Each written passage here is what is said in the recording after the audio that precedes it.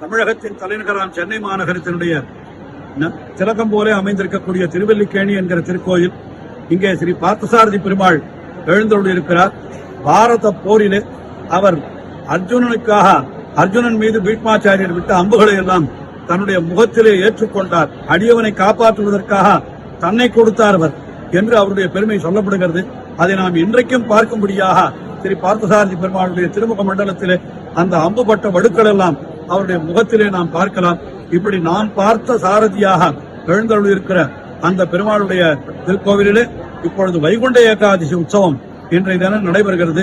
வைகுண்ட ஏகாதசி உற்சவம் என்பது மொத்தம் 21 நாள் நடைபெறக்கூடிய உற்சவம். அது அந்த 21 நாள்ல இந்த வைகுண்ட ஏகாதசி என்பது நட்ட நடுவிலே, அதாவது 11வது நாள் அன்று இந்த வைகுண்ட ஏகாதசி நடைபெறுகிறது.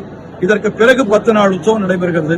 முதல் 10 நாளிலே மற்ற ஆழ்வார்கள், அதாவது பொய்கை ஆழ்வார் தொடங்கி திருவங்கை ஆழ்வார் ஈராக உள்ள ஆழ்வார்கள் அவர்கள் அருளி செய்த பாசுரங்கள் ஏறக்குறைய ஒரு நாளைக்கு 200 பாசுரங்கள் வீதம் பெருமாள் முன்பே ஓதப்படுகின்றன.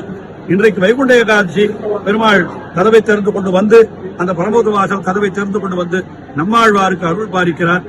அவருடைய பாசுரம் இப்பொழுது இங்கே தொடங்கப்பெறுகிறது. இன்றிலிருந்து தொடங்கி நம்மாழ்வாருடைய பாசுரம் தினந்தோறும் 100 பாசுரங்கள் அவர் கேட்கப் போகிறார். இப்படிப்பட்ட உயர்ந்த திருநாளிலே அந்த எம்பெருமானை நாம் சேவித்து அவருடைய அனுகிரகத்தை பெற்று இந்த நாடு சுபிக்ஷமாக இருக்க வேண்டும் என்று நாம் வேண்டிக் கொள்வோம்.